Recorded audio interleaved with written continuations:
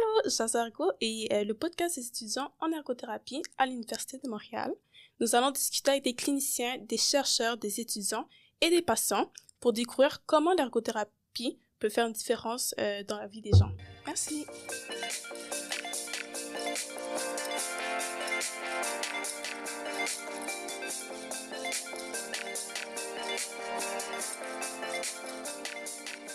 Bonjour, nous sommes de retour pour cette deuxième partie concernant l'ergothérapie en pédiatrie en compagnie de Natacha Rouleau et Naomi Bachand.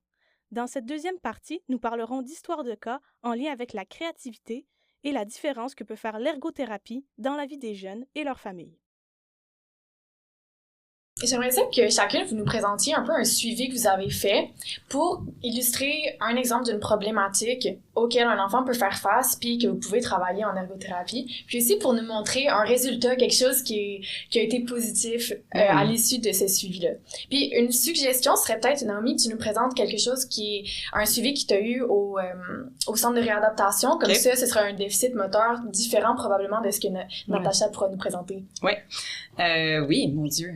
J'en ai comme plusieurs en tête, puis il y en a c'est dur de choisir. En centre de réadaptation, une des particularités que moi j'avais dans le programme où j'étais, c'était des suivis à très long terme, ce qui amène plein de bénéfices comme bien connaître la famille, bien connaître l'enfant, mais c'est comme aussi OK, on suit des enfants sur plusieurs années. J'ai une idée en tête d'un enfant avec hémiplégique, donc il y avait une paralysie partielle, disons, d'un côté de son corps, incluant le membre supérieur. Puis j'ai plusieurs histoires qui ressemblent à ça, mais surtout à l'arrivée vers préadolescence, adolescence, où il y a une grande quête d'autonomie, puis où on veut pas nécessairement être dépendant de son parent ou de quelqu'un pour faire des activités personnelles, pour s'habiller, pour être capable de mettre sa brassière, pour être capable de compléter son hygiène. Fait que ça, pour moi, c'était toujours des cas qui me tenaient, tous les cas me tiennent à cœur, mais que je trouvais vraiment très ancrés dans notre profession, parce que souvent, c'est un des objectifs qui venait directement des jeunes. Alors, une jeune, disons, de 14 ans qui dit, moi, je suis tannée que ce soit ma mère qui attache ma brassière le matin. J'aimerais trouver une façon de le faire. Puis souvent, ça venait, avec, j'aimerais ça attacher mes cheveux toute seule, mais j'ai juste une main qui fonctionne vraiment très bien. Fait que ça, c'est dans des cas comme très pratico-pratiques où l'enfant a un but très clair, c'est un but qui émane de lui et non de son parent, pour lequel il est ultra motivé, qui est pas nécessairement la même motivation qu'un autre qui ça ne dérangerait pas d'avoir les cheveux lisses. Fait que dans le sens d'être vraiment centré sur le client, sur la famille, ça c'est toujours super chouette. Alors puis un grand travail de collaboration avec l'enfant, l'adolescent, pour trouver des façons qui fonctionnent pour elle, pour lui, dans une avenue d'habillage. Exemple, mettre à brassière, OK, on va essayer. OK, moi, je comprends bien tes forces dans ton membre sain, dans ton bon bras, puis est-ce que tu serais capable de le faire avec ton bras qui est un peu paralysé? Comment on peut mettre ça tout ensemble avec le type de brassière que tu veux porter, exemple, puis dans quelle position tu peux faire ça, comment on peut modifier la tâche pour que tu y arrives. Fait que ça, c'est des idées en tête que j'ai pour moi qui, tu sais, c'est pas quelque chose de grandiose, là, mettre une brassière toute seule. Pour une adolescente avec une hémiplégie de 14 ans qui doit se changer pour l'éducation physique, c'est quand même assez grandiose. Fait que pour moi, toutes ces petites choses-là, c'est vraiment, ça représentait bien une partie de mon travail, quelque chose de très concret en collaboration avec l'enfant, l'adolescent, qui prend en compte ses forces, mais aussi ses défis, l'occupation qu'il doit faire, puis aussi l'environnement dans lequel il le fait. Fait que pour moi, ça, c'était comme quand même une bonne façon, je pense, d'illustrer quelque chose qu'on peut faire en ergo avec, par exemple, un déficit plus d'origine motrice. Ouais. J'ai toutes sortes d'histoires en tête.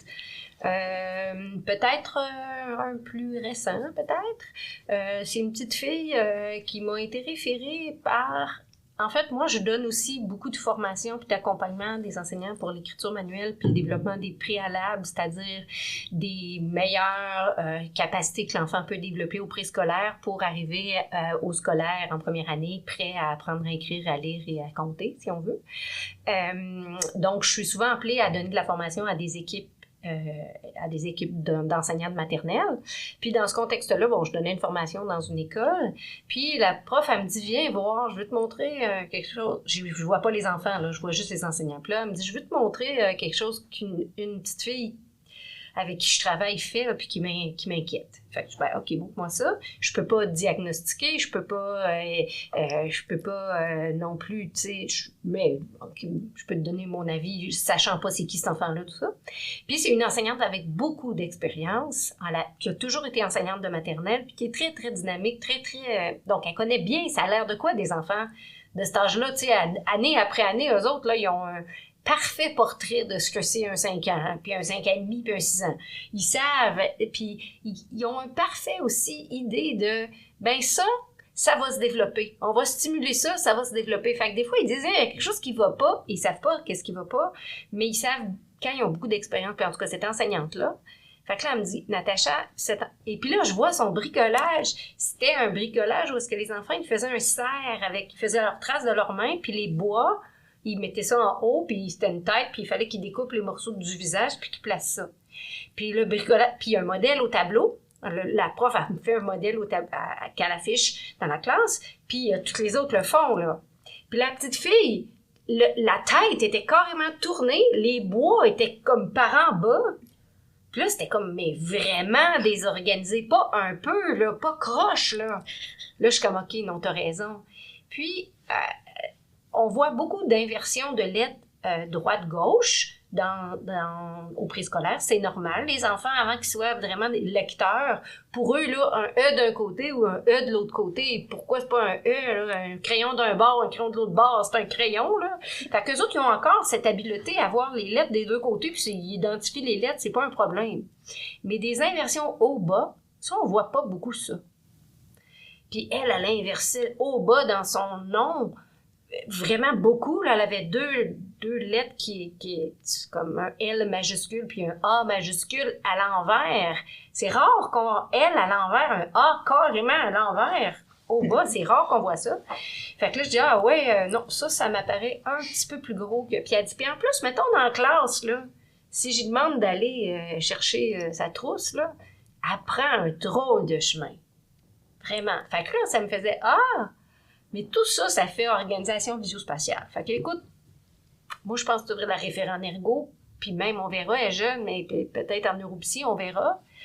Fait qu'en référant en ergo, quand je l'ai évaluée, elle avait, et avec les tests que nous, on a, puis l'évaluation de la préécriture, puis de ce qu'on a comme test là, pour regarder comment ça allait. Au niveau moteur, elle était super bonne.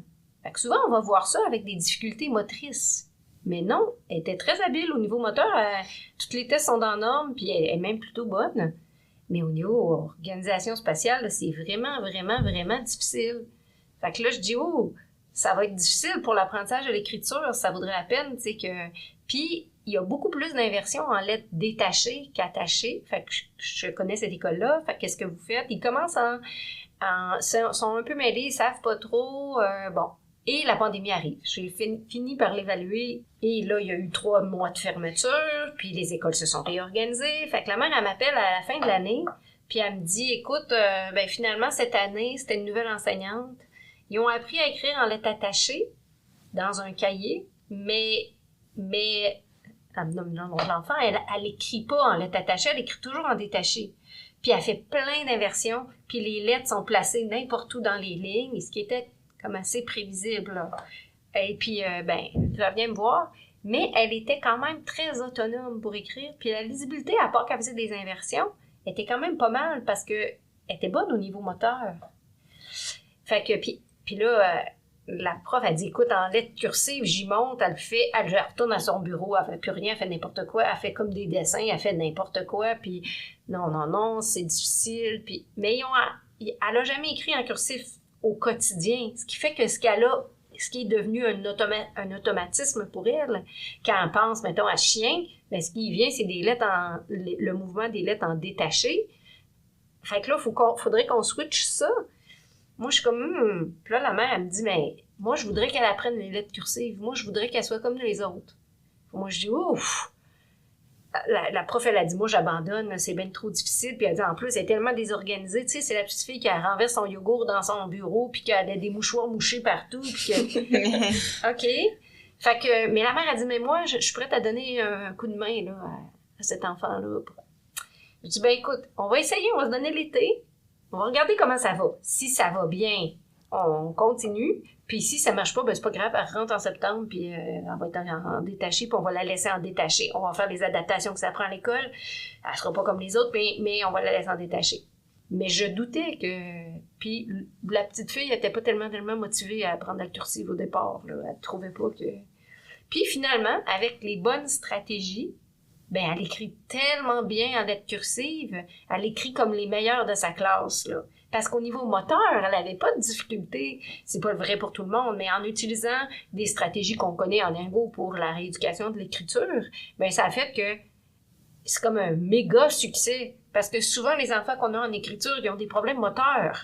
Tu sais, un petit peu. Elle n'en avait pas. Par contre, je l'ai vu aussi pour la géométrie, l'organisation de ses problèmes en mathématiques, tout ça. Puis, entre-temps, on a référé en neuropsy parce qu'elle vieillissait, puis là, on pourrait avoir accès aux tests neuropsy plus formelle, fait qu'elle a vraiment, on appelle ça une dyspraxie visuospatiale, elle a vraiment ça, et un trouble déficitaire de l'attention, fait qu'au niveau des fonctions du cerveau qui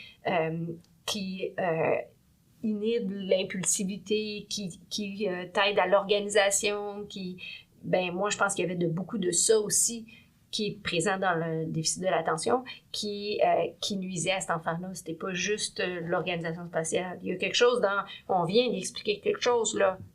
Puis là, elle s'en souvient plus. Voyons, mais c'est super simple, là. Et puis elle est brillante. Comment ça qu'elle s'en souvient plus? Il y avait tous les processus attentionnels puis de contrôle cognitif qui nuisaient aussi, là. Mais c'est un super succès au niveau de l'écriture, là. Elle écrit super bien, puis elle fait pas d'inversion parce qu'en lettres cursives, il y a beaucoup moins d'inversion. Puis une fois que tu es aligné, tu restes aligné. T'as pas à réaligner à chaque fois, t'as reposé ton crayon pour t'organiser dans les lignes. Une fois que t'es parti, fait que ça a réglé le problème d'espace aussi. Fait que ça, c'est vraiment un succès, mettons, d'écriture. Est-ce que dans un cas comme ça, pour travailler l'écriture, il y a d'autres choses que l'écriture qui peuvent être faites? Est-ce que, par exemple, il y a d'autres activités qui vont l'aider à développer son organisation visuospatiale, puis qu'ensuite vont faire en sorte que elle va être meilleure à l'écriture? Un peu. Ce que ça va aider surtout, si on fait autre chose que de l'écriture, ça va être de travailler le raisonnement, de travailler l'analyse, de voir que cet enfant-là, elle se pose des questions pour savoir es-tu à la bonne place, puis si tu es aligné, puis si tu... Fait que cette habitude de te poser des questions, si on les transfère à l'écriture, peut-être qu'on va faire ça. Mais le plus probant, c'est vraiment de travailler avec du plaisir. Comme elle, par exemple, là, on faisait plein de parcours moteurs parce qu'elle était très motrice, puis elle était comme elle fait de la gym, puis elle est vraiment bonne, là. Fait qu'elle va écrire, mettons, je veux la balançoire cheval, ou je veux le trapèze avec la trampoline. OK, parfait, ben on va écrire beaucoup, ou on va faire, tu vas écrire au début, là, c'était, mettons, elle apprend à écrire son nom, elle est attachée, la première chose qu'on va faire. Puis c'était vraiment pas facile parce qu'au niveau de l'analyse visuelle, là, elle voyait pas bien, elle était pas capable de trop analyser, fait qu'il fallait passer beaucoup au kinesthésique, puis comme le sens du mouvement, là, comme tel, mais en même temps, tu peux pas écrire sans regarder, tu peux pas d'analyse visuelle, fait qu'elle n'avait pas du tout, mais c'était pas facile, fait que même apprendre à écrire son nom, ça a pas été facile au début. Puis, ben, mettons, elle écrit son nom, puis elle écrit mon nom, elle écrit son nom, puis elle écrit mon nom, puis on fait des étiquettes, puis on pige, puis on va faire des jeux avec ça, puis on va, après ça, faut que tu repères, puis à la fin du jeu, faut que tu écrives, je sais pas quoi, fait qu'on va toujours prendre une approche un peu plus ludique, des jeux d'écriture, mais on perd pas de vue que ce qu'il faut pratiquer, c'est l'écriture, là. Puis, cette analyse qu'on a, bon, OK, la ligne, elle la voyait pas, OK, on va mettre de la couleur sur la ligne, là, faut que ta voix comme il faut, puis que tu alignes tes lettres, prends ton crayon de couleur. C'est quoi ta couleur préférée? Puis elle aimait beaucoup les crayons de couleur, tu sais, les couleurs flash, puis les beaux crayons feuilles, puis les crayons qui sentent quelque chose. Puis, fait qu'on va aussi aller avec notre matériel chercher des espèces de motivations qui sont à travers juste, OK, ben c'est juste si t'écris en rose, t'écris vraiment mieux que quand t'écris avec ton crayon de plomb. Mais après, il va falloir t'écrire avec ton crayon de plomb. Mais des fois, on va même convaincre les enseignants, mais pourquoi elle peut pas écrire avec un stylo feutre rose? Pourquoi elle peut pas faire ça? Elle peut, puis c'est de voir. Pourquoi elle pourrait pas faire ses mots de vocabulaire avec un crayon de couleur pour chaque mot? Ça va la motiver, elle. Fait que des fois, on va faire changer les cultures comme ça. Bon, des fois, faut pas que ça soit un privilège, puis les autres ne l'auront pas, mais en tout cas, fait que c'est ça. Fait qu'on va utiliser plus l'environnement, le matériel, l'adaptation, puis toujours que l'engagement, mais il faut écrire, il faut pratiquer à écrire, attacher tes boutons, il faut attacher tes boutons. On va aider un peu certaines habiletés motrices. La motricité un peu plus, de développer un peu plus de force ou de dissociation, puis après ça, mais il faut toujours qu'on transfère ça dans la tâche, puis faut que ce qu'on va faire au niveau moteur, là, ça ressemble vraiment. Faut que ça soit un peu la même façon de faire, sinon ça se transfère pas. Fait qu'avant, on faisait beaucoup ça, travailler toutes sortes d'habiletés motrices en espérant que les activités vont s'améliorer, mais on s'est rendu compte, parce qu'il y a historiquement, là, les ergots, on faisait déjà ça. On faisait déjà entraîner des habiletés, tout ça. Puis dans les années 70, il y a eu toute une vague de développement d'approche plus neuro-développementale. Puis là, ça faisait comme pas sérieux de, tu sais, pratiquer à écrire ou découper. Là, c'est pas assez élaboré neurologiquement, là, puis tout ça. Fait qu'on s'est lancé dans des approches très complexes d'intégration sensorielle ou de neurodéveloppementale pour les personnes avec des handicaps plus sévères, là. Puis pour se rendre compte au bout de 30 ans que, ben, ça fonctionne, mais pas nécessairement aussi bien que d'entraîner les activités. Fait que finalement, tout le monde s'est mis à entraîner les activités comme on faisait depuis des années. Puis là, je dis pas que c'est juste parce qu'on voulait être sérieux, mais il y avait une partie de ça où on s'intéressait à comment ça marche neurologiquement, comment ça marche l'intégration sensorielle, comment ça se fait que, bon, c'est encore intéressant, là, c'est des approches intéressantes. Mais on s'est rendu compte que, ben, tu sais, t'apprends à écrire avec un crayon. Mais les deux, vous avez parlé beaucoup de choses créatives que vous faites dans votre travail au quotidien. Puis, j'ai entendu dire des fois qu'en ergothérapie, il y avait pas nécessairement le matériel nécessaire. Des fois, en milieu plus public, surtout, j'ai entendu qu'on n'avait pas le matériel nécessaire. Avez-vous des expériences que vous avez faites preuve de créativité à un autre niveau, à un niveau plus intense, là, des fois utiliser des objets qui sont pas du tout utilisés pour qu'est-ce que vous avez fait, ou juste un exemple où vous avez été créatif, vous êtes créatif dans votre quotidien, je pense, là. Faut être, mettons, là, faut être créatif dans notre quotidien, ça c'est assuré. Moi je sais, je sais pas si c'est très précis, mais en tout cas, tu me diras. Dans ma pratique en centre de réadaptation, on desservait également les enfants qui du Nunavik, du Grand Nord, qui descendaient 2-3 fois par année, des enfants avec des grands déficits moteurs, là, au même titre que ceux que je suivais avec la palsy cérébrale de façon plus régulière.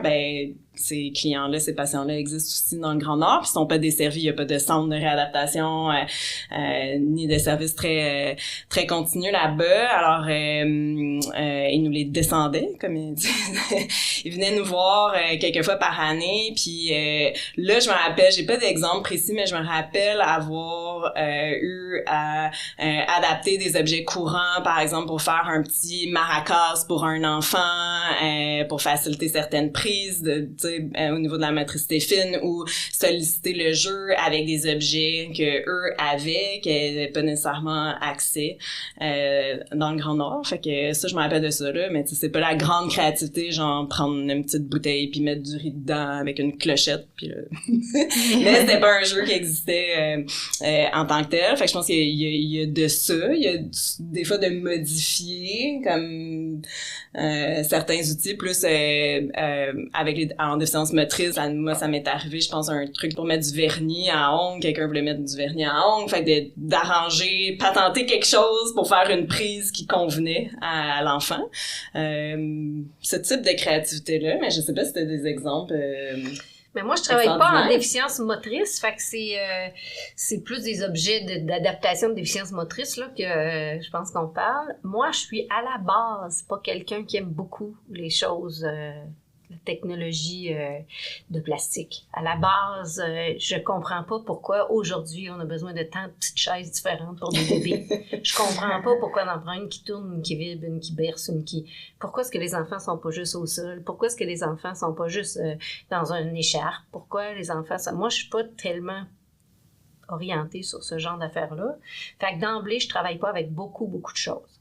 Je suis formée très solidement formée là, en intégration sensorielle, qui est une approche avec des grands gymnases, puis beaucoup de matériel suspendu, toutes sortes de balançoires qui tournent dans toutes sortes de directions, toutes sortes des bains de balles, des gros ballons, des murs d'escalade, des grandes salles avec beaucoup d'équipements.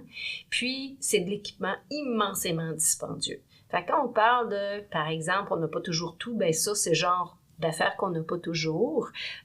Puis, on n'a jamais, au Canada, en tout cas, j'en ai jamais vu, peut-être dans l'Ouest, là, mais en tout cas au Québec, j'ai jamais vu de gymnase d'intégration sensorielle comme on les voit aux États-Unis, en tout cas dans les cliniques où moi j'ai été formée. Là.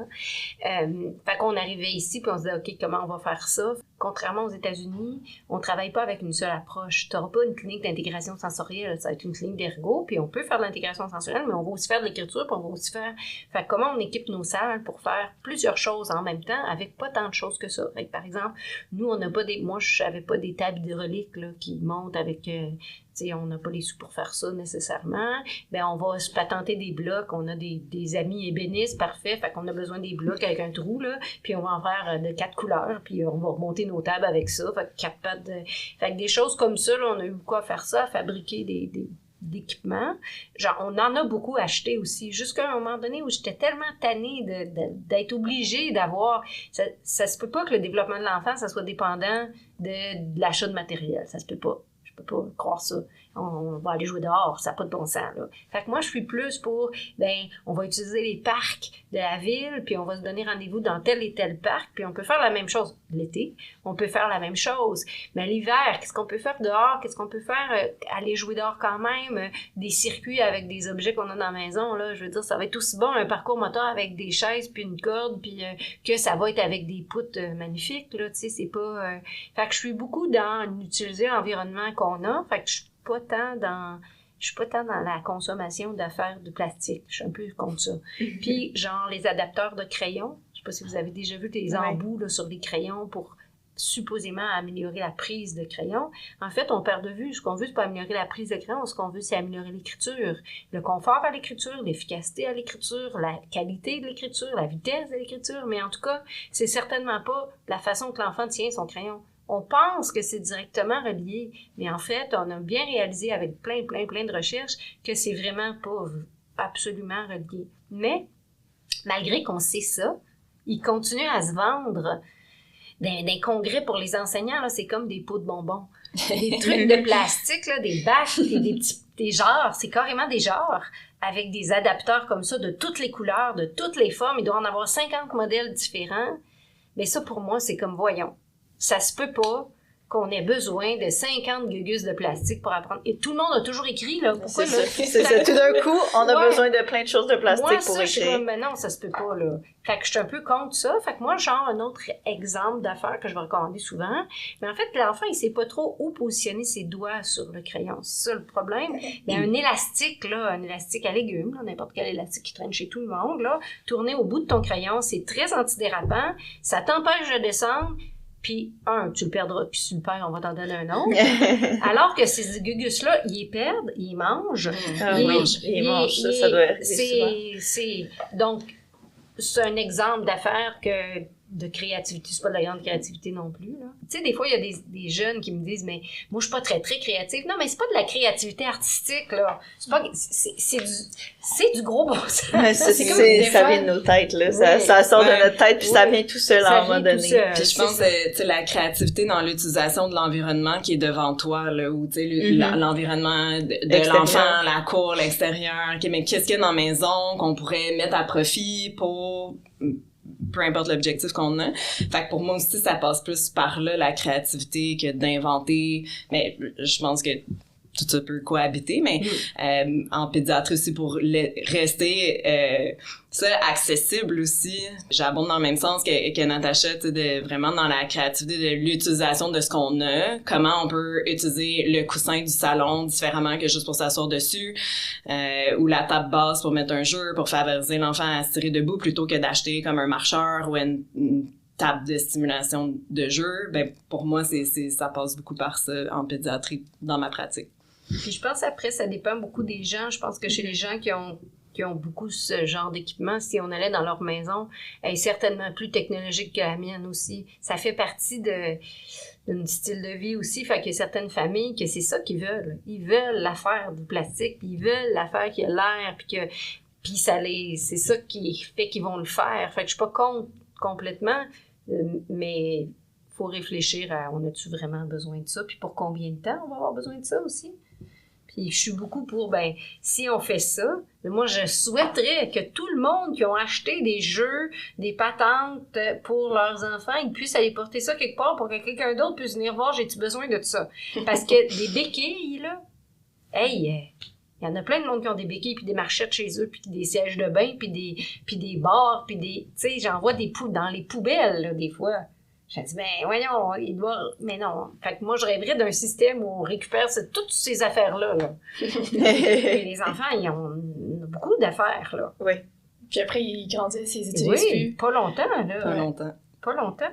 J'aimerais ça qu'on démystifie quelques mythes. En groupe d'étudiants, on a sorti quelques idées préconçues que certaines personnes peuvent avoir négatives par rapport à la pédiatrie. Puis j'aimerais ça qu'on en discute avec vous. Un autre mythe qu'on a entendu, c'est que des fois, c'est plus difficile de travailler avec les parents qu'avec les enfants. Personnellement, moi, j'ai un peu d'expérience dans ce domaine-là, de gérer des parents au lieu de gérer des enfants. Moi, je donne des cours de karaté, puis j'ai des parents qui cognent dans ma fenêtre des fois pour me dire quoi faire, mais je suis dans une salle fermée. J'ai vraiment pas le temps de faire ça.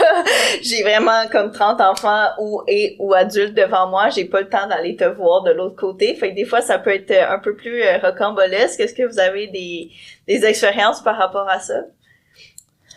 Il y a toutes sortes, hein. Il y a toutes sortes de familles, il y a toutes sortes d'enfants, il y a toutes sortes de parents. Puis je pense qu'il faut être capable d'adapter nos interventions, d'adapter nos actions, nos paroles en fonction de la famille, du client qui se trouve devant nous. Je te mentirais si je disais que c'est tout le temps rose puis c'est tout le temps facile d'intervenir avec tous ces gens-là. Je te mentirais. C'est sûr qu'il y a des familles que c'est, avec lesquelles c'est plus difficile. Par contre, moi, j'ai jamais, en tout cas, bon, peut-être avant, mais je sais pas, je me rappelle pas d'avoir à penser comme si je gérais comme un parent. J'ai toujours vu le parent, l'enfant comme un client, comme, tu sais, une entité, une famille, puis autant comme si les parents sont, entre guillemets, difficiles pour une raison, ça vient dans la situation, puis c'est quelque chose comme à traverser, à adresser, puis c'est comme un facteur comme autant comme le défi de l'enfant que l'attitude ou la peur du parent ou la tristesse ou la colère ou le fait qu'il soit pas rendu tout le temps au même stade d'acceptation, par exemple, d'un déficit ou fait que est-ce que c'est toujours facile de gérer, entre guillemets, d'intervenir auprès des familles? Non. Moi, j'ai jamais eu l'impression d'avoir à gérer des parents, par contre, là, je sais pas. Mais des fois, effectivement, que la thérapie sous forme de jeu avec l'enfant peut être moins demandante, peut-être, émotionnellement, que de faire face à la peine d'un parent ou à sa frustration, ou fait peut-être dans ce sens-là. Mais moi, je vois ça comme une entité. Tu sais, c'est comme, je les sépare pas comme dans des petites cases. Ben moi, c'est pareil. Je dirais que j'ai autant de plaisir de travailler avec les parents que de travailler avec l'enfant. J'aime travailler avec des parents qui sont des parents pour leur rôle de parents. Puis ça fait partie de... Travailler avec les enfants, c'est aussi travailler avec les parents. Parce que je pense que je m'emmerderais à toute la journée de faire travailler avec les enfants. Je pense que je serais tannée de juste parler à des enfants tout le temps. J'aime ça parler à un adulte. J'aime ça que... Fait que je dirais que ça fait partie d'aimer travailler en pédiatrie. Moi, je travaille dans des chambres de référence où les parents sont toujours avec moi. J'ai jamais ça, une thérapie où le parent attend dans la salle d'attente. Moi, je travaille pas comme ça. Fait que ça me fait plaisir. J'ai peut-être moins à les gérer du sens qu'on évolue ensemble. Fait que s'il y a quelque chose qui fait pas leur affaire, ils vont me le dire, puis on va, tu sais, ou je vais même le voir, je vais le sentir, on va l'adresser, puis on va... mais j'ai pas nécessairement ça. Par contre, moi, là, maintenant, j'ai travaillé longtemps, j'ai travaillé au public, mais je travaille en privé, ce qui fait que c'est une dynamique un peu différente. C'est pas le même genre de problématique qu'on gère en général. Je dirais que dans le système public, ce que j'entends mes amis, j'ai beaucoup d'amis qui travaillent en pédiatrie dans le système public, puis beaucoup d'absentéisme, beaucoup de pas d'avertissement puis ils viennent pas. Ils sont pas vraiment intéressés à... Pas tout le monde. Je suis pas en train de dire que c'est tout le monde comme ça. Je suis en train de dire qu'eux autres, quand ils ont à négocier des choses un peu plus complexes, ça va être de cet ordre-là, quand ça arrive. Puis des fois, en privé, puis c'est loin d'être toujours le cas, ben on va gérer des parents qui auraient peut-être envie qu'on répare leur enfant, là.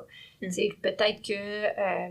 mais c'est rare quand même, c'est très rare. Je dirais la grande majorité des parents. Puis c'est différent peut-être de donner des cours que être en thérapie. Parce qu'ils sont déjà dans une attitude de j'ai un enfant qui a des difficultés puis on vient l'aider versus je le veux qu'il s'entraîne puis qu'il performe ou je sais pas quoi, là. Je suis pas là-dedans, je sais pas. Mais je pense qu'ils ont une perspective différente. Puis... ben je dirais que la majorité, en tout cas, 99,99 des parents, là, ils aiment leurs enfants puis ils veulent les aider. C'est ça qu'ils veulent. Puis ils vont faire tout ce qu'ils peuvent. La majorité. Tu sais, je sais pas, je dis un pourcentage n'importe comment, mais ils aiment leurs enfants en général. Fait que ce levier-là, c'est un bon levier, là. Fait que quand on est capable de se mettre à... Bon, ben, puis moi, j'aime ça. Moi, j'ai travaillé moi, j'aimerais pas de ça, travailler pas de parents. Moi, j'ai travaillé à domicile avec des parents en déficience intellectuelle. Des fois, les parents, eux aussi, ils ont des limitations. C'est pas pour rien que cet enfant-là est né comme ça, on va à la maison, puis mais moi, ça, j'aime ça. J'ai beaucoup de plaisir, ça me dérange pas. Moi, je suis pas quelqu'un qui va pas m'asseoir chez quelqu'un. Tu sais, souvent, on entend à domicile, moi, je vais pas là. Les divans sont sales, puis... Ou j'en mangerais jamais quelque chose que quelqu'un m'a cuisiné, jamais. Puis là, moi, j'ai tellement des beaux souvenirs de famille libanaise, mettons, qui m'invitent à... Tu sais, je vais là, puis je peux pas partir, parce qu'après la thérapie de l'enfant, il faut absolument que je prenne un thé puis un petit dessert.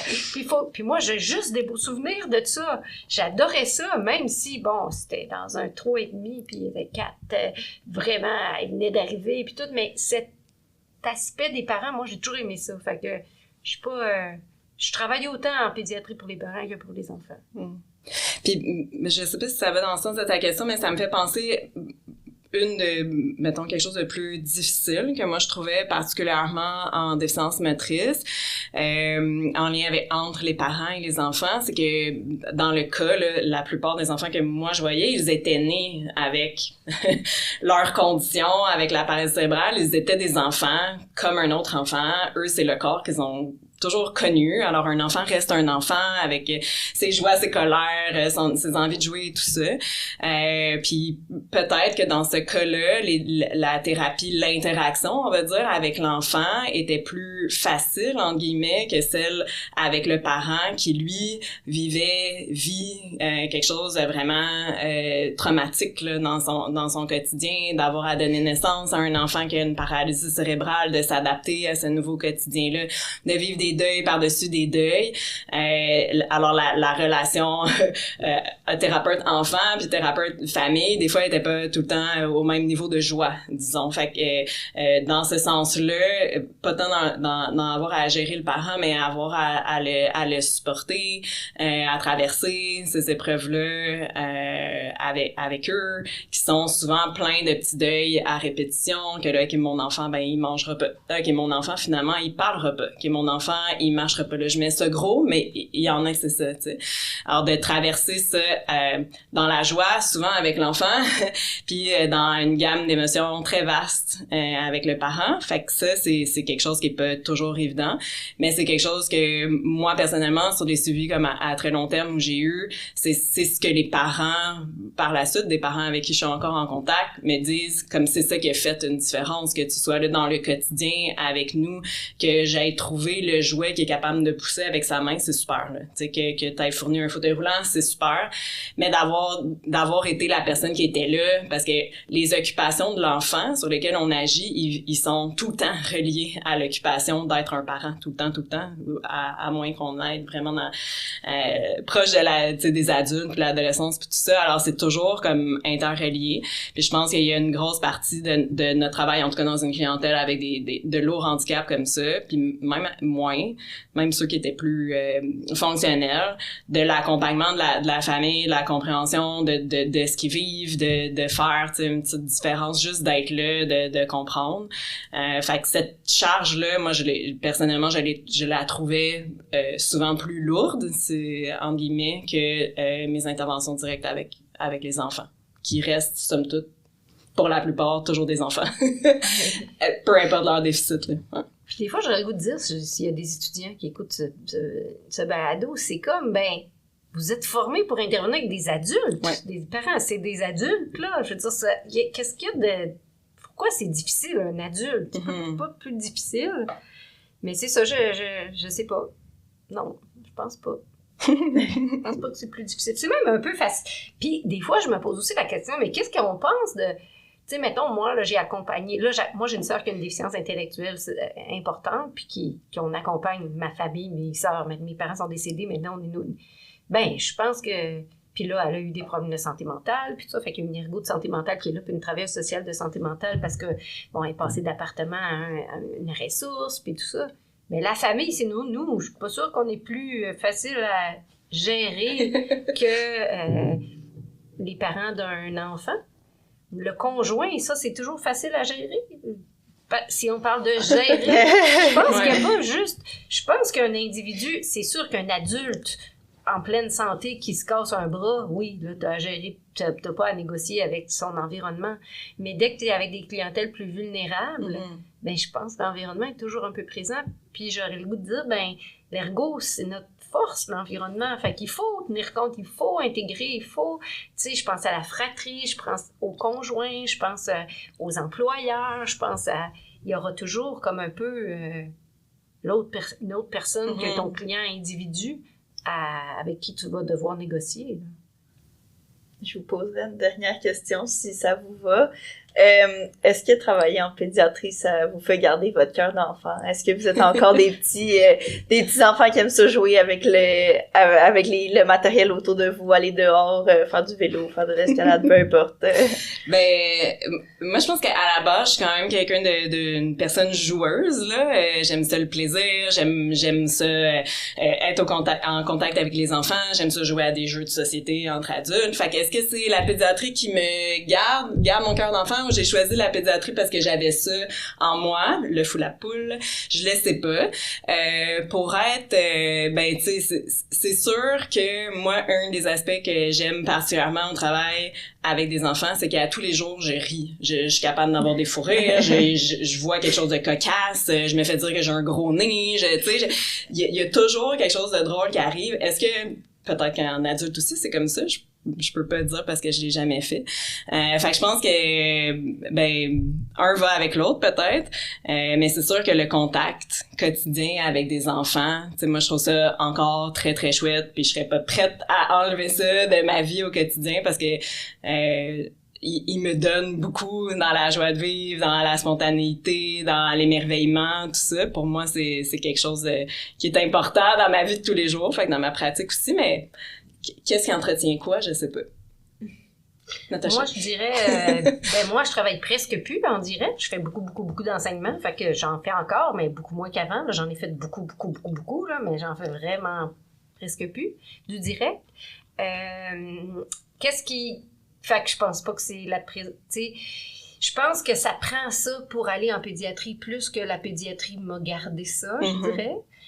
Moi, j'ai toujours travaillé en animation, je travaillais en camp de vacances. Tu sais, quand j'étais étudiante en ergo, on m'avait offert une bourse, et je pense que c'est ton cas aussi, genre, on offre une bourse de recherche, puis finalement, non, moi, cet été, ça me tente pas de faire de la recherche, moi, je m'en vais travailler au camp, là.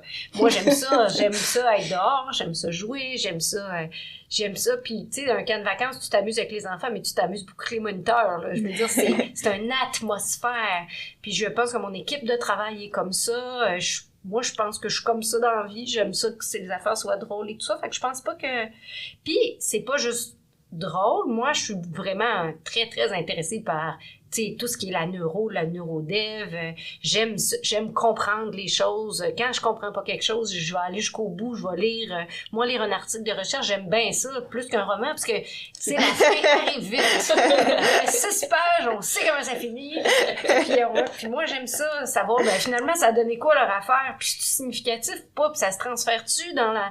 Je pense, moi, professionnellement, une de mes forces, dans mes équipes de travail, c'est de passer de lire du contenu théorique ou de recherche, puis de me dire, OK, mais on fait ça comment sur le terrain? Ça marche-tu vraiment? On va l'essayer. Puis ce qu'on voit sur le terrain, comment ça s'explique par... Fait que les liens entre la recherche et la théorie et la pratique. Fait que moi, j'ai autant de plaisir à travailler en pédiatrie pour ce volet-là que pour le plaisir d'être avec des enfants ou des parents. Moi, ce que j'avais de la misère à aller aux adultes, puis ça, c'est très personnel, mais j'aurais pas été capable non plus de travailler en milieu hospitalier. Là, j'ai eu à côtoyer le milieu hospitalier pédiatrique, mais la douleur, la grande maladie, moi, je trouvais ça difficile personnellement à gérer. Je trouve ça plus facile et intéressant d'être avec des gens qui sont pas en phase aiguë, puis qui sont pas... Parce que j'ai choisi d'être... Bon, ça me rentre dedans davantage. Moi, ça, des bébés malades coupés de partout, puis tout ça, là, je trouvais ça vraiment trop émotif. Je serais pas... Puis travailler avec des médecins tout le temps, dans un milieu médical tout le temps, toujours du monde malade, toujours les odeurs de médicaments, puis tout. Je venais étourdie, là. Fait que, mais au sens propre du terme. Fait que je pense que la pédiatrie et l'ergo, de toute façon, moi, j'aurais le goût de finir sur c'est vaste. Mm-hmm. En pédiatrie, là, tu peux faire vraiment beaucoup de choses différentes, beaucoup de choses très, très différentes et des carrières à l'intérieur d'une carrière, de Bien changer sûr. de clientèle, puis même à l'intérieur du même milieu, de changer de sorte de suivi, puis tout ça. Puis, tu sais, pour encourager, si c'est des étudiants qui écoutent ce balado-là, je pense en ergo, ça se peut pas que tu trouves pas quelque chose que tu vas pas aimer. Mm-hmm. C'est ça qu'il faut retenir. À l'école, on se fait, moi, je suis pas sûre d'être ergo, moi, j'ai pas sûre d'être ergo jusqu'à la fin après mon cours, mais en bout de ligne, tu trouves une affaire. On fait tellement de choses différentes que c'est sûr que tu vas trouver quelque chose que tu vas aimer faire. Là. C'est sûr. Je reste. C'est un beau mot. Oui, c'est un beau mot de la fin, ça finit bien. Non, je suis complètement d'accord. Puis l'opportunité de changer aussi, puis de découvrir autre chose, puis d'accumuler ça dans ton bagage, puis tout se sert tout le temps. T'sais. Fait que ça, c'est chouette aussi d'avoir l'opportunité. C'est pas tous les métiers qui ont cette opportunité-là d'avoir de pouvoir explorer, puis de changer, puis de voir si quelque chose te convient mieux en fonction du moment où toi, t'es dans ta vie, puis dans tes aspirations, puis tout ça. Fait que voilà. Un gros merci à vous deux. Merci à ma co-animatrice Marie. Merci beaucoup.